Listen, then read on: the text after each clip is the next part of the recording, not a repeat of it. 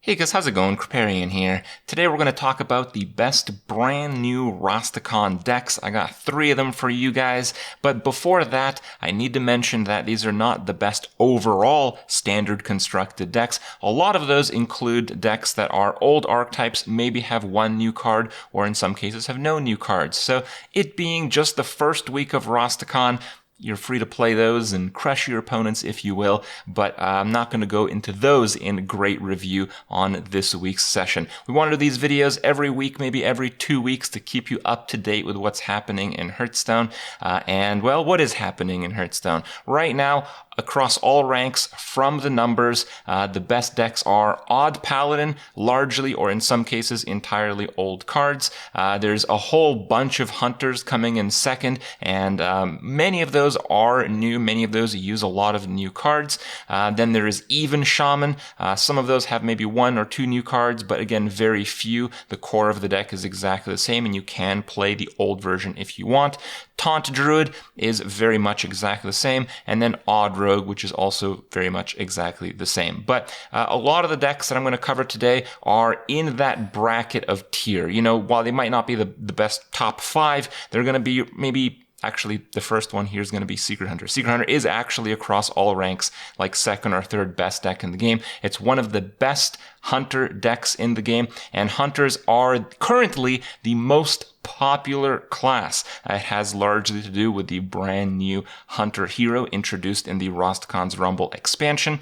So if you see the deck list, this is a very interesting deck that makes use of a few new cards, notably Blood Scalp Strategist. So you can get some more value out of your guys. Masked Contender, very much the same idea. You want to kind of generate value. One of the main weaknesses of Hunter has traditionally been card draw. While Hunter did actually receive some card draw in this expansion, it seems that value generation seems to be maybe a little bit more practical. And of course, Zul'jin. Zul'jin is the reason why Hunters are doing so well right now. Behind Odd Paladin, which is the #1 deck at all the ranks, you have like 3 to 4 different versions of Hunter. Secret Hunter tends to be the one near the top in most of those brackets, and I think it's because it just plays very naturally, quite consistently. It has a potential to win the early game through traps, through, things like early minions. It has the potential to win the mid game because it can play aggressively but does not run out of cards, and it has the strong potential to win the late game, resulting from, yes, Zul'jin, but also, the other hero card. There's a lot of constant value that can be pushed on the board. There's a lot of power plays, and, well, it just does overall very well. It is currently one of the best decks in the game right now, and it uses a lot of the new Rastakhan mechanics, in fact. For opening hands, however, you still are looking for the classics. In your mulligan, you want to search for your Emerald Spellstone. Getting a juiced up Spellstone, because you're essentially playing Secret Hunter after all, is the easiest win condition you can have in any Hunter, really. You want to get your Secret Keeper in your opening hand. You play Secret Keeper, you follow it up by Secrets that can often defend the Secret Keeper. It can give you a situation that can be very difficult, or in some cases impossible for your opponent to deal with. And you're looking for Subject 9. Subject 9 is a very interesting addition from the last expansion, but it allows you to just have an endless value of cards. Just drawing that many secrets from your deck at the same time makes it so not only do you have a huge value boost for that turn and the turn after, it makes it so most of the draws that you will have afterwards in that game are going to be fairly high quality, because you want those early game secrets, you want those cards in your mulligan stage, but it's not that good to draw just a secret on turn 10, for example, and Subject 9 accomplishes that very well. In terms of bad matchups, you have Taunt Druid. Taunt Druid just kind of overwhelms you a lot of the time, and it's very difficult to finish that game because the taunts just keep coming. Odd Mage is a relatively poor matchup because there's not a lot of life gain in most Hunter decks, so most Hunter decks are doing fairly poorly against Odd Mage as a result, and it has a fairly poor matchup against Odd Warrior, and similar, it just struggles to find that finisher, but it's not quite as bad as the Taunt Druid, at least. Next up is Dragon Odd Warrior. This is a tier 2 deck, but it uses a whole lot of new cards. It's kind of like playing the old Odd Warrior, but you have a lot of additions through the new dragons. As you can see from the deck list, you have the Dragon archetype, a lot of board clears, a lot of health, and the Mech archetype from the previous expansion. Lots of cool things going on. If you're a control player, this is the deck for you. It plays very nicely when you're up against a lot of aggro decks. You can just use your hero power to prolong the game in many of those cases. The new cards highlighted by this deck are Smolderthorn Lancer. It gives Odd Warrior a chance to kill the largest minions in the game, so it's a very powerful addition to the toolkit. Dragon Moss Scorcher gives you that small whirlwind effect, which is one of the things that Odd Warrior was really lacking prior to this expansion. Odd Warrior was very good at clearing big boards, but not very good at clearing small boards. And Dragon Moss Scorcher kind of, pushes that in a big way into viability, let's say. Ember Scale Drake. It's not a super key card to the deck. It's just like you need some dragons to activate some of the other new cards, and this just has a pretty natural fit. Odd Warrior is certainly in no shortage of armor. Trust me on that. But it's just a solid card. We all knew this card would see play in any kind of Dragon Warrior, and to no surprise, it does. Crowd Roaster is the final new addition. Once again, it does a very key job in this deck where Odd Warrior before this expansion was able to remove big boards, but it struggled with small boards that constantly refreshed, and it struggled with single target removal. And Crowd Roaster kind of accomplishes that aspect. It allows you to use single target removal and push for tempo on the same turn. Crowd Roaster has been a very popular addition in just about every dragon deck, and, well, notably in this one, it does another great job of filling the gaps of what Odd Warrior was missing before. In terms of the mulligan stage, you're mostly looking for efficient removal and the few pieces of early game that you have. These include your top pick of Reckless Flurry. You're looking for that in your mulligan. It's a card that clears fairly mid-sized, even big boards sometimes, but you don't want to draw it in the late game when you've already massed up 20, 30, 40, 50, maybe even 100 armor, because, well, you don't want to lose 100 armor in that stage of the game.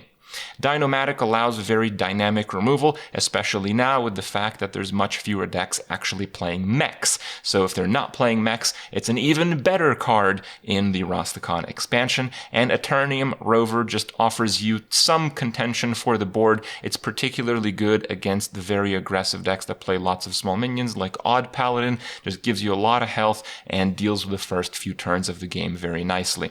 In terms of bad matchup, any Odd Warrior has basically zero chance of beating Kingsbane Rogues, and there are a number of Kingsbane Rogues out there, so be warned of that. You just don't have the finishing potential, while the Rogue just has endless value through weapon hits and can typically remove every threat one at a time.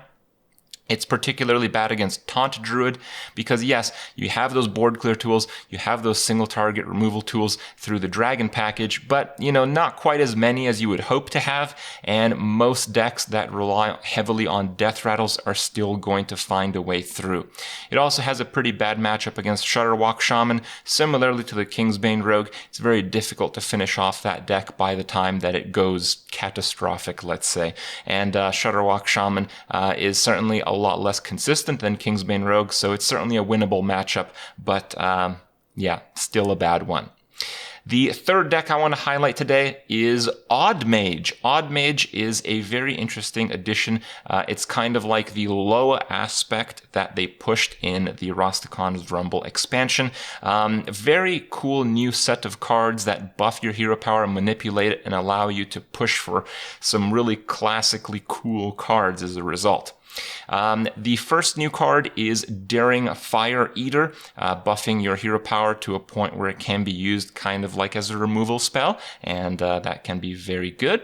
Pyromaniac offers you to cycle through your deck. It's a very good statted 3-drop, 3 mana, 3/4, is still, in this day and age, considered premium stats. It also gives an ongoing threat on the board. It can be very difficult to deal with odd mages if they're constantly drawing cards. And, well, with this, they can be constantly drawing cards. With your hero power doing 2 damage, with playing a 3 mana, 3/4, it's very easy to snowball the game solely from this card. Blast Wave is seeing competitive play in pairs even. It's just a very strong card and fills in the gaps, particularly for Odd Mage. There are some non-odd versions of this deck, but they're a little bit worse overall. It's just that in Odd Mage, one of the weaknesses is you can't deal with things that you need to silence or transform removes. You can't put in things like Polymorph or anything like that because all of those options just happen to be even. So what Blast Wave does, it gives you a board clear, it gives you a high mana cost spell for synergy with your other cards, and it gives you an option to remove cards through generated spells that you'd otherwise have no way to get rid of. So just fills in the gaps very nicely.